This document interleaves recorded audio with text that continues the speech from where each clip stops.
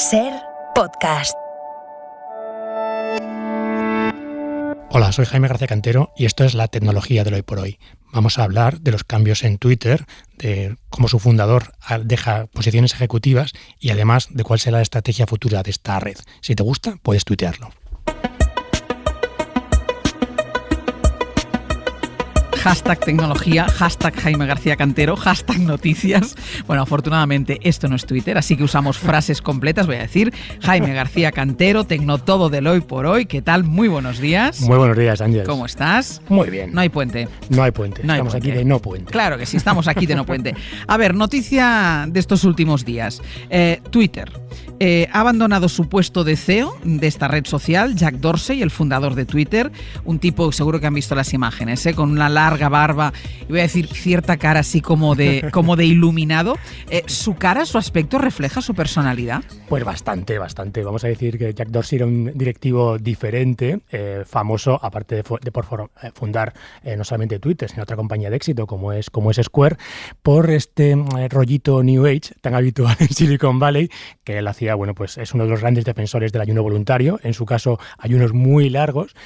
No del ayuno intermitente, sino del ayuno. Él solamente tomaba agua con sal del Himalaya durante días. Esta era su dieta y aparte por ser un creyente en la meditación tan extrema que podía estarse hasta 10 días sin hablar con nadie, ni con sus empleados. Y sin usar su red social. Ni con sus accionistas, ni con usar su red social. Entonces esta parte como de un señor diferente, lleno de contradicciones, ¿no? Un señor que se declara anticapitalista pero que es multimillonario, que es emprendedor agresivo pero que a la vez se declara anarquista. Bueno, estas contradicciones tan habituales en Silicon Valley y esta imagen de genio loco que siempre le ha hecho compararse a Steve Jobs, ¿no? Sobre todo porque los dos fundaron sus compañías, los dos en un momento dado salen de sus compañías por distintos motivos, en ese periodo de salida forman otras empresas, en el caso de Jobs, Pixar, y en el caso de Dorsey, Square, pero luego vuelven a sus compañías que ellos habían fundado un poco como salvadores de ellas. La gran diferencia es que Steve Jobs vuelve y hace crecer muchísimo a Apple. Jack Dorsey, cuando volvió a Twitter, no le fue tan bien y el pobre pues ha terminado como ha terminado. Que me quede muy claro una cosa, o sea, este señor hacía meditación, o sea, dejaba aparcado el móvil, mientras que hay gente en este país que, bueno, iba a decir por su culpa, ¿no? Porque la culpa es de cada uno y el uso que hace cada uno, mientras hay gente que no para de darle a los pulgares para ir actualizando. Ya hemos hablado de esto, ¿no? Que los grandes líderes de Silicon Valley creen en que la tecnología, cuanto menos la usan, mejor, sobre todo para sus familiares y sus hijos, ¿no? Yeah. Todos los llevan a sus hijos a colegios carísimos en las que está prohibidísimo usar tecnología. Es decir, todo la tecnología es solo para los demás, todo no para muy, ellos. Muy coherente. Jack Dorsey es de los que apaga el móvil, decíamos, mientras el resto del mundo sigue scrolleando. Era hasta el lunes pasado CEO fundador de Twitter, como Mark Zuckerberg de Facebook. Entre ellos dos, porque antes hablabas de Steve Jobs, entre Dorsey y Zuckerberg, ¿hay rasgos comunes también? Bueno, lo que tienen en común es que eran los últimos dos supervivientes de los grandes fundadores, ¿no? Todos los fundadores, el de Amazon, Jeff Bezos, los de Google, todos han ido abandonando puestos ejecutivos en sus compañías y eran los únicos dos supervivientes. Ahora el único que queda es Mark Zuckerberg, que es un personaje muy diferente a como era Dorsey, ¿no? Dorsey es famoso porque le preocupa un poco los números, parece que le interesa, bueno, porque tiene dinero. Le interesa un poco los resultados, él es un señor disperso, que está poco en el día a día de la compañía, y Mark Zuckerberg, como vemos, está omnipresente en la estrategia de Facebook, toma todas las decisiones, está muy presente en el producto y sobre todo le interesan muchísimo los resultados. Para que nos hagamos una idea, desde que Dorsey volvió a Twitter en 2015, la evolución en bolsa de Twitter es que ha bajado un 6%, la evolución de Facebook es que ha subido un 121%. De hecho, Twitter, cuando Jack Dorsey ha abandonado la compañía, solamente ese día subió un 11%. O sea, que parece que a los inversores no les gustaba mucho Dorsey. No les gustaba el personaje. Y dime una cosa, ¿cómo ha conseguido Twitter de alguna manera sortear, luego otra cosa es lo que pensemos cada uno y podemos hablar de eso, sortear como la crisis reputacional? Y te lo digo porque tanto Facebook como Instagram hemos hablado de ellas en innumerables ocasiones por la crisis de reputación que tienen, por las prácticas. ¿Por qué Twitter se salva de alguna manera de esto?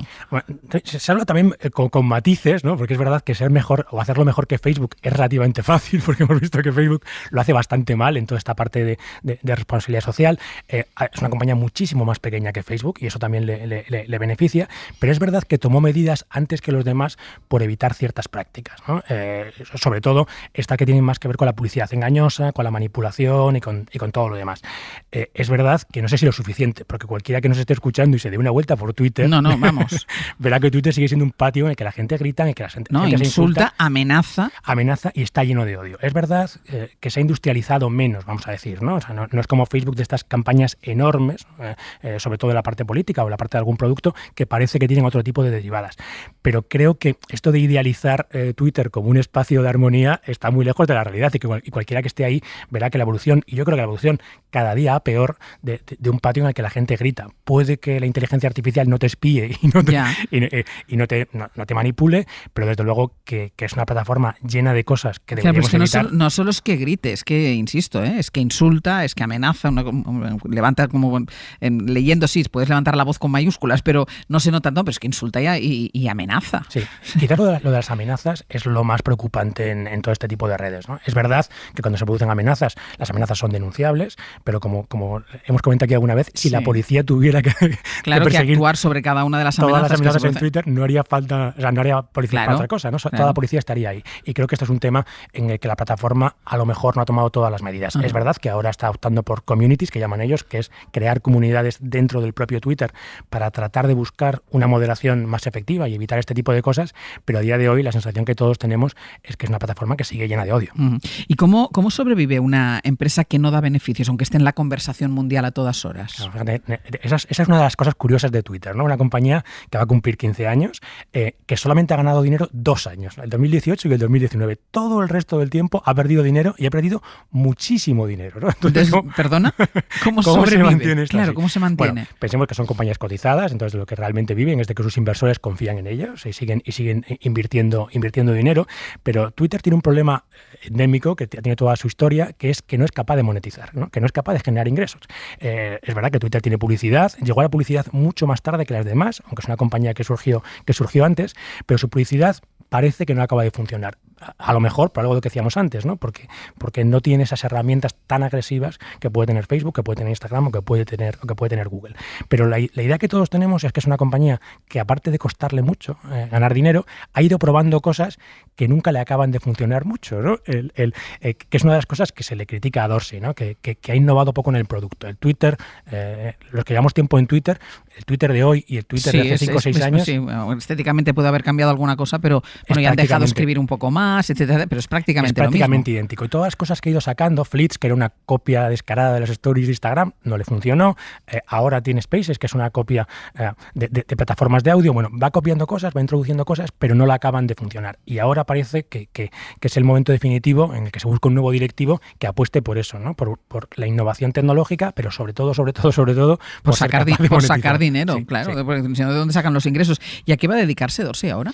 Pues Dorsey, como decíamos, tiene otra compañía que se llama Square, que es una plataforma de servicios financieros, de medios de pago, centrada en una cosa que le pega mucho a Dorsey, que es criptomonedas, ¿no? Que él no utilizará, que él seguramente llevará los billetitos arrugados. Él invierte y es muy habitual verle en foros de criptomonedas. Además, la criptomoneda tiene este rollo, ¿no? De anarcoindividualista que pega mucho con el personaje, ¿no? Con este gurú un poco mesiánico que es Dorsey. Y entonces ahora está pensando en cómo acabar con los bancos en esta compañía que se llama Square, que además el año pasado compró una empresa española que se llama Verse. O sea, que Verse, que es un startup español, forma parte del proyecto que ahora seguirá dirigiendo, porque Dorsey ya lo dirigía. Claro, de hecho había accionistas, ¿no?, que le reprochaban el hecho de que estuvieran las dos compañías a la vez. Dorsey vive históricamente peleándose con sus fondos de inversión que están en Twitter, ¿no? Y una de las cosas que le recriminan es que está en demasiados sitios, que dirige esta empresa y está en otra.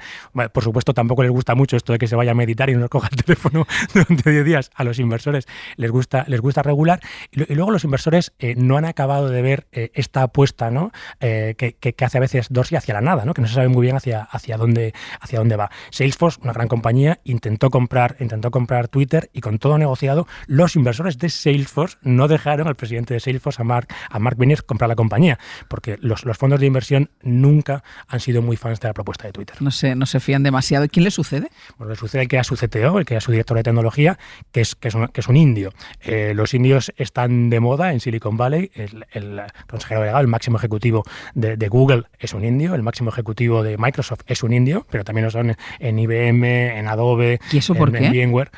Bueno, yo creo que se juntan varios factores, ¿no? Se juntan varios factores. Uno, que los indios son buenísimos ingenieros, son muy buenos, sobre todo en la parte de software. La formación muy matemática, muy científica, pues produce resultados. Pero hay un libro muy interesante que habla de los directivos Made in India, que habla de la triple selección, ¿no? En India, llegar a la universidad es muy, muy, muy difícil. Pensemos que eso no es Europa. Allí llega a la universidad un porcentaje muy bajo de la gente y un proceso de selección muy duro. Estas personas, además de llegar a la universidad en India, luego han entrado en una escuela de negocios en Estados Unidos, muy difícil también, y luego un tercer proceso de selección que es conseguir una visa en Estados Unidos. Para un indio que consigue una visa en Estados Unidos tiene que ser muy bueno profesionalmente. Esta triple selección hace que haya indios preparadísimos, ¿no? Son el 1% de la población en Estados Unidos y, sin embargo, lideran 3 de las 4 grandes compañías tecnológicas del país. ¿Y el que va a suceder a Dorsey en su currículum tiene algo destacable? Bueno, tiene cosas destacables, entre otras, que lleva muchos años en Twitter haciendo que las cosas funcionen con un equipo bastante pequeño. Y como decíamos, lo que sí que parece es una apuesta por un modelo completamente diferente, ¿no? Hablamos de un técnico, de un tecnólogo, de un perfil mucho menos, vamos a decir, más conservador, aunque podemos discutir si la palabra es la más adecuada, más normal, menos estrella del rock and roll y alguien que seguramente gusta mucho más a los inversores de lo que gustaba Jack Dorsey. Y una última cosa, porque de Twitter hablamos mucho, hablamos constantemente y sobre todo en depende de qué burbuja, la burbuja mediática, política, habla muchísimo de Twitter, pero de la aplicación en sí es de la que menos hablamos. Sí, quizás porque es la que menos ha cambiado, ¿no? Lo que, como decíamos, es una aplicación que se parece muchísimo a su propuesta inicial, es verdad, dobló el número de caracteres, pero hay una difícil relación entre el impacto que ha tenido en muchas cosas y su tamaño, ¿no? Porque es una aplicación relativamente pequeña que usan 330 millones de personas frente a los más de 2.000 de Facebook o los 1.200 de TikTok, ¿no? Que pensamos que solamente ¿Cuántos están... TikTok? TikTok, 1.200 millones de usuarios. O sea, es una locura. Es verdad que muchos de ellos en China, pero bueno, los chinos también son usuarios, ¿no?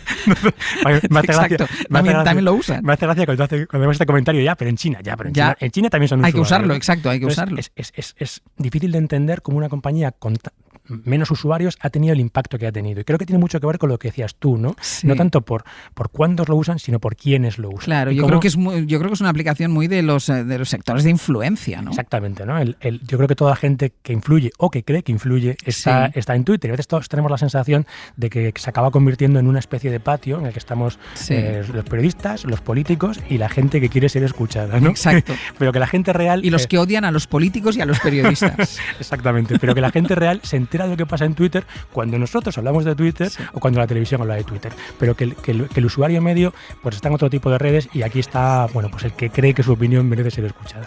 Pues muy interesante para saber quién, iba a decir quién era, ¿no? Porque sigue siendo Jack Dorsey, hasta ahora al frente de Twitter, y Parag Agrawal, quédense con este nombre, ¿no? ¿Lo he dicho bien? Sí, bueno, creo que sí. Bueno, pues porque será quien le sustituya. Muchísimas gracias. Muchas gracias. Un beso.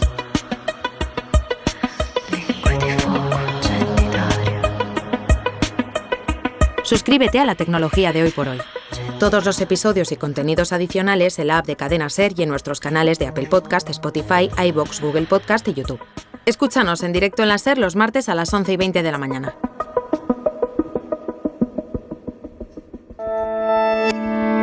Cadena Ser.